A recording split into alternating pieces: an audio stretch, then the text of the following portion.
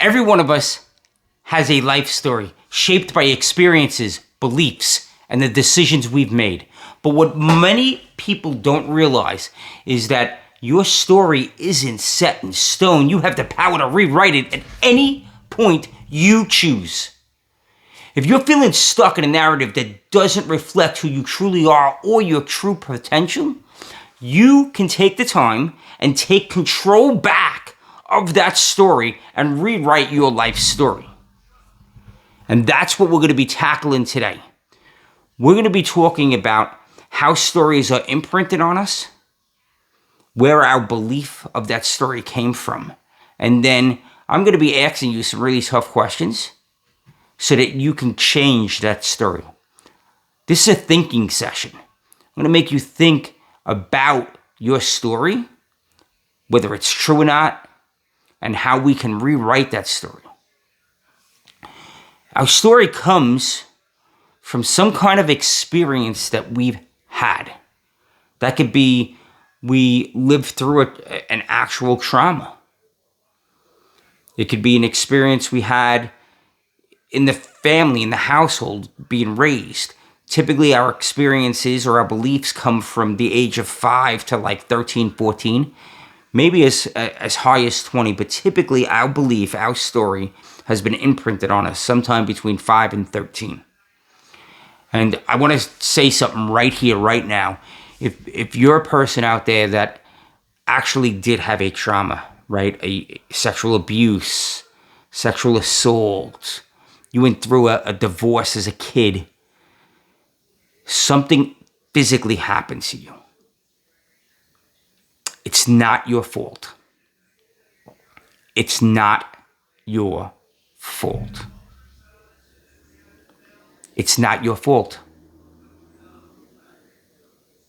It's something that you experienced. It's not something that you caused. It's not your fault. Today we're going to talk about how we can start to rewrite that story that we're telling us. We're going to do a lot of thinking about it, a lot of writing around it, a lot of journaling around it. We're going to attack it head on so that we can get over that hump. With our story comes our RAS, Reticular Activating System. Our Reticular Activating System, typically I talk about it, how we can use it for the positive.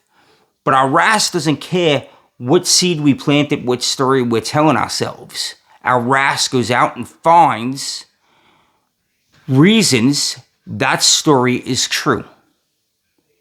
Doesn't matter whether the story is serving us, whether the story is good for us, whether the story is not good. It doesn't care. It just knows that you're telling yourself this story. So the RAS has to go out and find reasons why this story is true. So understand that your RAS has been doing this for years and years and years. And that's why a lot of times you're taking actions and you don't even realize why you're taking those actions. Because your RAS has said, oh, I'm going to pay attention to this and now I'm going to find out. I'm going to prove that this is true. And as I prove it's true, it makes the belief deeper and the story gets stronger. And we always revert back to our story. We could set goals, and we set those goals of losing weight, but then we lose the weight, and then we revert back to the same weight, or maybe even more. We save money, but then we revert back to living paycheck to paycheck. You see, change in life is very much like a puzzle. We need to think about change as a puzzle. And what I mean by that is, a puzzle comes with a lot of pieces, and we're not sure how all those pieces intermingle, and it looks very complicated, but it's really not that complicated once you understand what you're looking at. So when I separate those puzzle pieces, and I get the corners, and I lay the corners out, and then I take all the pieces that have a straight edge, and I build the frame of the puzzle, and then I slowly start putting pieces inside, I'm starting to see the relationship between those pieces and how they fit together. It's the same thing with change. A quick example of this. We all set goals. Why don't we achieve all the goals we set? Could it be that we don't understand the relationship between goals and the other pieces that we need to achieve those goals. We don't just write a goal, set a goal, and then achieve that goal. No, there's other pieces, there's other components that have to work together to achieve that goal. We write a goal out. Now we need the attributes of that goal. We have to identify the behaviors. We write a goal. The goal identifies the behaviors that we have to take. We then start taking those behaviors on a consistent manner. And those behaviors then lead to habits. And those habits are what ultimately achieve the goal. And when we do that on a very consistent basis, we can then start changing who we are as an individual through the language we use, the actions we take, the behaviors we have, the perceptions we have. All of those things have to come in and fit together. If they're not fitting together, the puzzle's not complete. And we start feeling those challenges. Let's talk about the 6 things I want to hit on as we delve into what the story is and how we can rewrite our story. The first thing, understand that you're the author of your story. Plain and simple. Yes, your story was imprinted on you, most likely from no direct action or fault or concern or doing of your own. But now, you can rewrite that story. You're the author of You Part 2. I'm the author of Neil Part 2. Whatever story you're telling yourself, you dealt a shit sandwich, whatever that was, right? Lack of confidence, lack of self-worth. I'm the reason for the divorce in the family. Whatever it is, it doesn't matter what it is. You don't have to continue living that story. You can seize back control by writing a new story. But you have to do it. It's not going to happen by anybody else. Somebody gave you your first story, the story you're living now. That was imprinted on you. You didn't create that. But just because it was given to you by some external factor doesn't mean that this external factors are now going to change your life. All too often we sit around waiting for, only if I find this coach, only if I get this job, only if I buy this house, only if I find this car, only if I get married, only if I have, no. You are the author of that change, of that new story. And the secret sauce to writing the new story, this is the secret sauce, guys. The secret sauce to writing that story. Don't tell anybody. The secret sauce is emotion. The more emotion you can tie to your new story, the deeper of a connection, the more imprinted it becomes on you so that you can live that new story. If you don't believe emotion plays big, then I want you to think about 9/11. Where were you on 9/11? I don't even have to tell you 9/11, 2001. You knew exactly what I was talking about because of the emotional impact that experience has had on you. You don't think that somebody standing at the towers had a larger emotional experience than somebody that was watching it on TV. The deeper, the higher the emotional experience, the deeper it is. For those of you that are out there that have lived long enough, where were you when the Challenger exploded? What were you doing? That's another one that you know. For the younger people, think about COVID and how that affected you. Highly emotional times that you'll never, ever forget. So tying emotion to it, to that new story, is really how you deeply impact it on yourself. Ask yourself, the original story, the story you're living right now, is that story true? Now, that story may be true, or it may be exaggerated. But is it true? And if it's true, just acknowledge that it's true and acknowledge that you're willing to change it. As a kid, I was bullied. I was bullied as a kid. I was afraid to get on the bus. I would walk miles to get home just to avoid the bullies on the bus, that I didn't have to face them face to face. I was always last chosen for the sports teams. I loved playing sports, but I was always last chosen. I wasn't the popular kid. Now, I could have gone through life continuing to believe that I wasn't popular, I wasn't worthy, I wasn't good enough, or I could change that story. I can use that to fuel what I did in life. And that's what I did. I went out and I became a police officer. And I became a police officer so that I could stand on the front line and nobody would be bullied ever again. That I could stand in the front line and I could help the people that were being taken advantage of. So just determine whether your story is true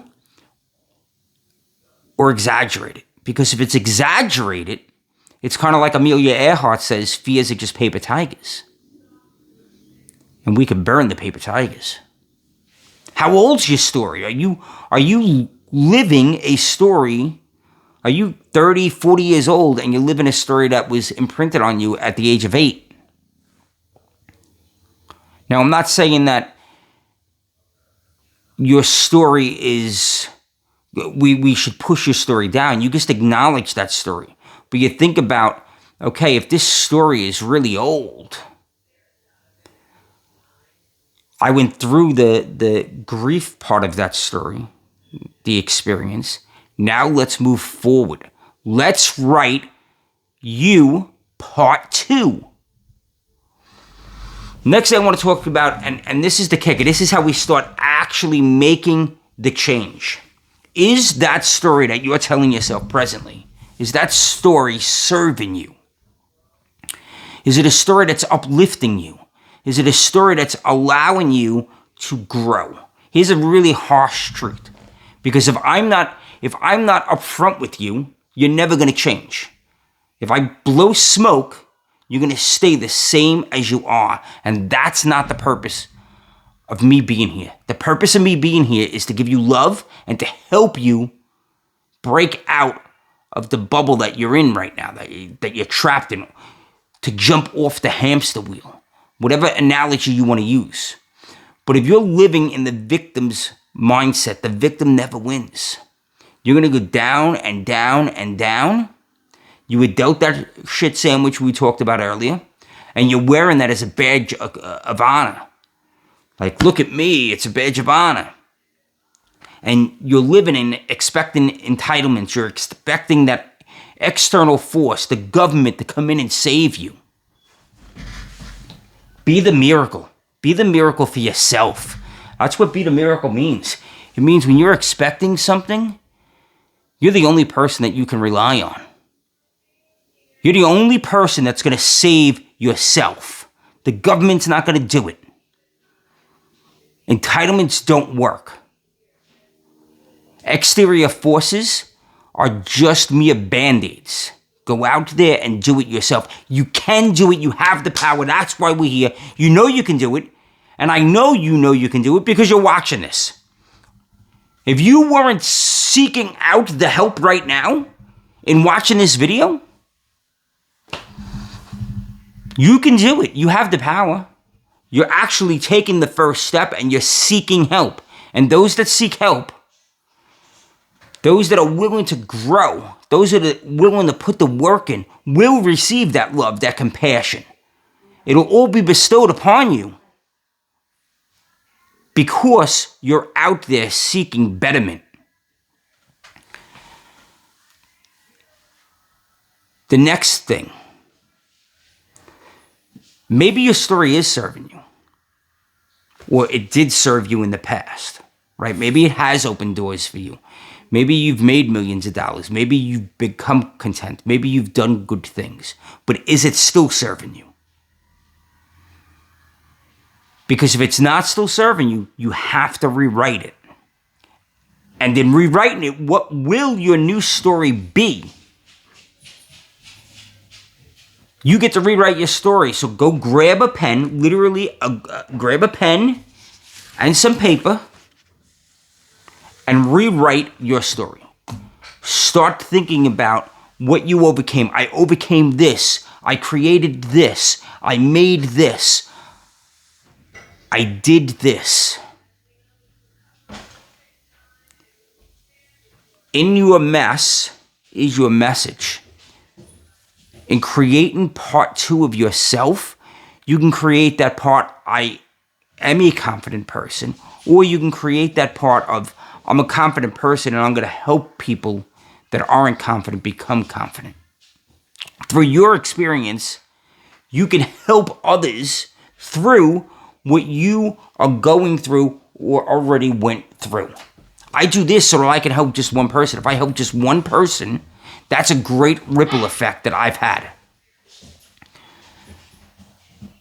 I could live as a victim, as the kid that never aspired to do anything, but because I wasn't popular, because I was bullied, right? I could live as that victim, but I changed that story. When I was a kid, this is something I did as a kid. I didn't know what I was doing back then, right? But now I know. But as a kid, I cut school. And if anybody's out there, you're still in school, I don't condone cutting school, but that's what I did. I'm telling you my story. And I cut school, and I went to the basketball court, and I shot a basketball for something like 6, 7 straight hours. And I shot from every point on that court. And then when the weekend came around, they were choosing teams, and I got chosen last, but I had one of the best performances on the court. And from that point forward, I changed the story because I had built my skill set out. I didn't have to remain that kid that got chosen 5th because he wasn't popular. I changed my skill set. I changed the value I brought to the team. I changed the value I was giving to other people. And now I was being picked 2nd and 3rd as opposed to 5th. I'm going to leave you with this last question. This is the last piece we're going to touch upon. Right this second, if this was your last day, week, month on Earth, if this is the last chapter, would you be okay with that? Would you be okay with this being the last chapter of your life? If you're not, let's rewrite it.